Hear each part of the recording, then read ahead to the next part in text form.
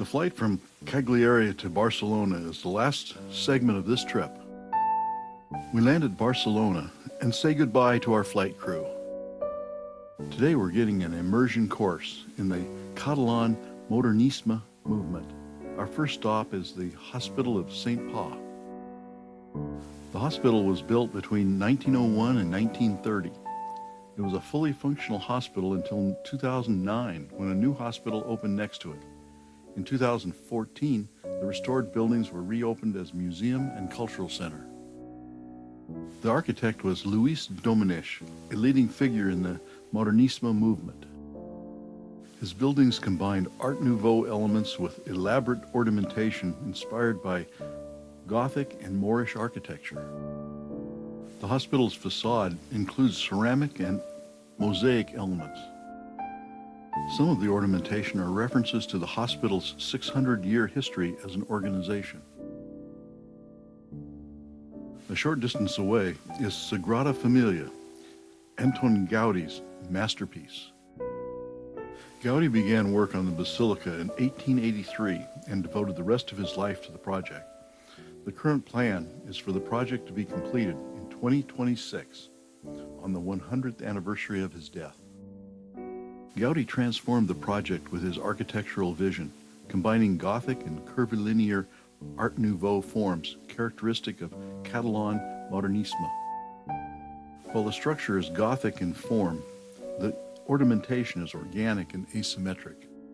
The building is very much a work in progress, and the new stonework contrasts with the stained and weathered older sections.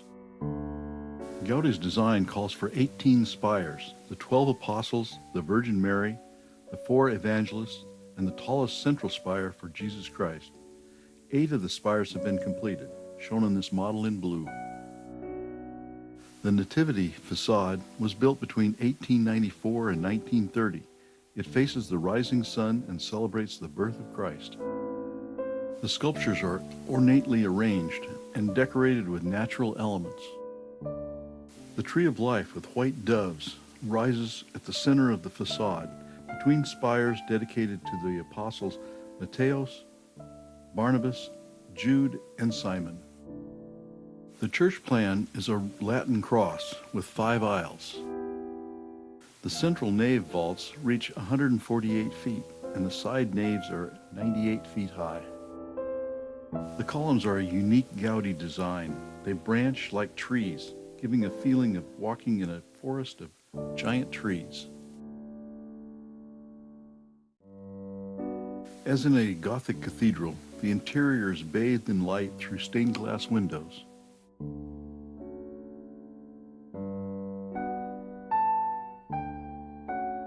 We exit through the Passion facade, which is dedicated to the suffering of Christ on the cross.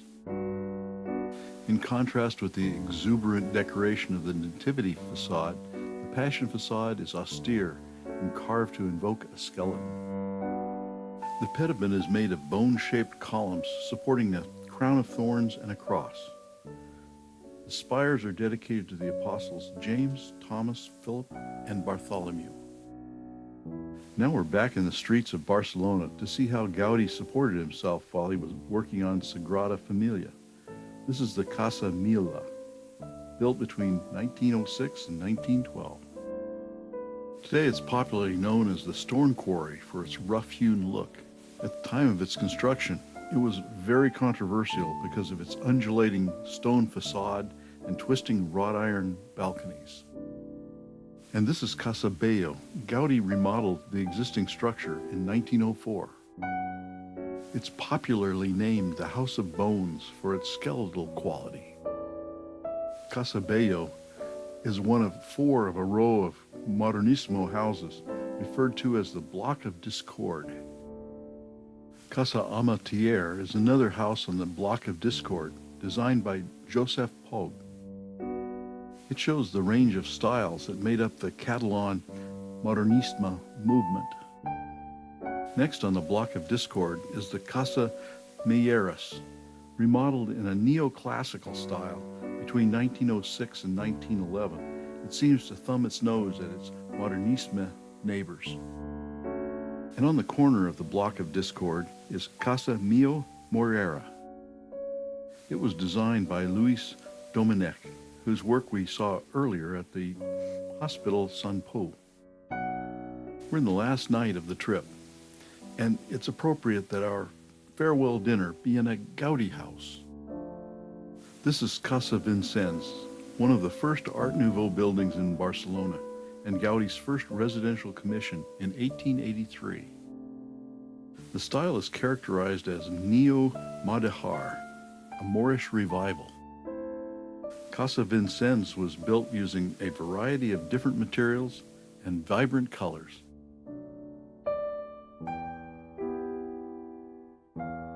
After cocktails on the patio, we venture inside to see if the interior is as wild as the exterior.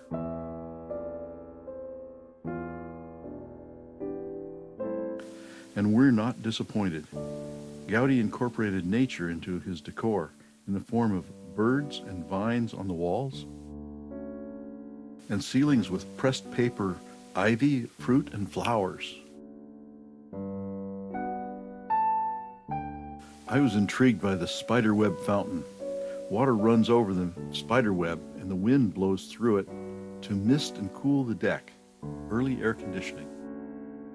The farewell dinner is on the top floor, accessed via this quirky stairwell. The upper floors have been remodeled for use as an event space.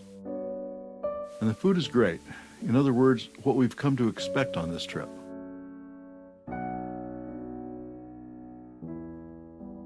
Entertainment is a duet of opera singers.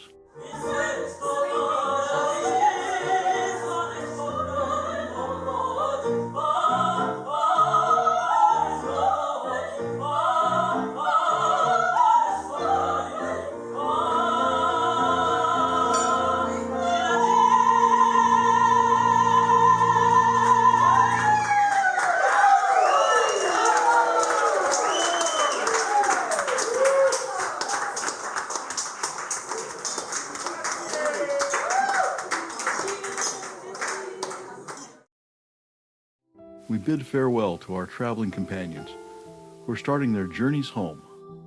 But for us, we have one more day to explore Barcelona, thanks to a strike by British Airways pilots.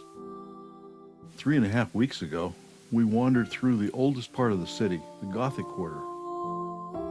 Then yesterday, we learned about the Catalan modernisme movement. Today, our rough plan is to start at the hotel and walk La Rambla down to the water. The area we're exploring is Estampla, or the expansion. It was a well-planned expansion beyond the old city walls, designed in 1859, but was not implemented until 1897 because of political infighting. Most of the buildings in Estampla were built between the turn of the century and 1930, when recession hit Barcelona. The building codes of the time called for multi-story buildings with balconies with shuttered doors. The urban plan called for tree-lined boulevards with traffic circles around fountains at major intersections. Art Nouveau in all its forms was in fashion. Current building codes require that the vintage facades be preserved, even if the buildings are being repurposed. We have arrived at La Rambla, Barcelona's famous pedestrian street. Tradition has it that if you drink from this ornate fountain, you will return to Barcelona. The buildings lining La Rambla are mostly commercial or government buildings with some churches and theaters thrown in. What makes them interesting is the architecture.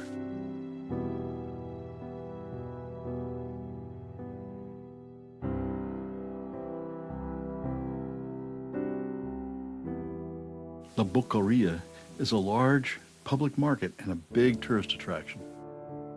We grab a cone of Iberian ham to snack on. Each stall has a specialty. Here's the dried fruit and nut stall. How about some local cheese? Or olives, more ways than you can count. Here's something I wouldn't have guessed. Corn dogs a la Catalan. And of course there are several fresh fish stalls. A stall devoted to peppers, dried and powdered. If you need some snails, cockles, mussels, or oysters, this is the place. The chocolate stall caught my eye. Empanadas are Catalan fast food. The wild mushrooms are beautiful. And so are the artfully arranged fruits and vegetables. Back on La Rambla, there are flower stalls. This part of La Rambla is lined with street cafes, each trying to attract your attention. The gelato looks so good we have to try some.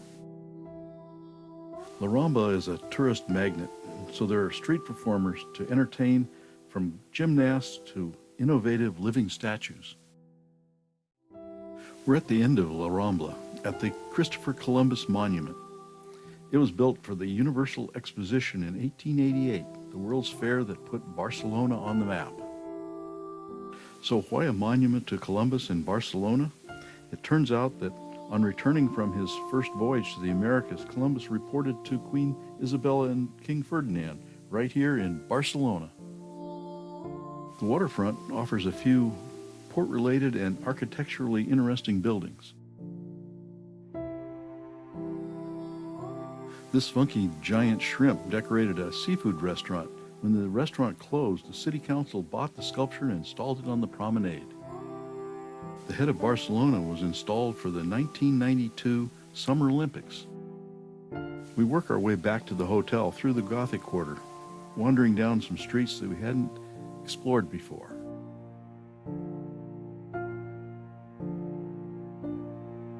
We run into a climate change protest.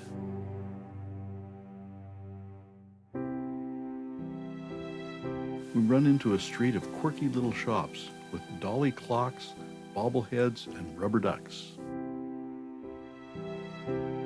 Down another street near the cathedral are art galleries featuring very modern art.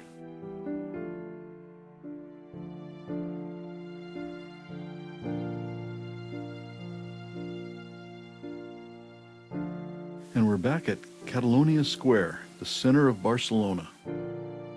Back to the hotel to pack. Our ride to the airport is scheduled for 4:30 a.m. And a special thanks to the two Esthers for opening those doors, both figuratively and literally, for us.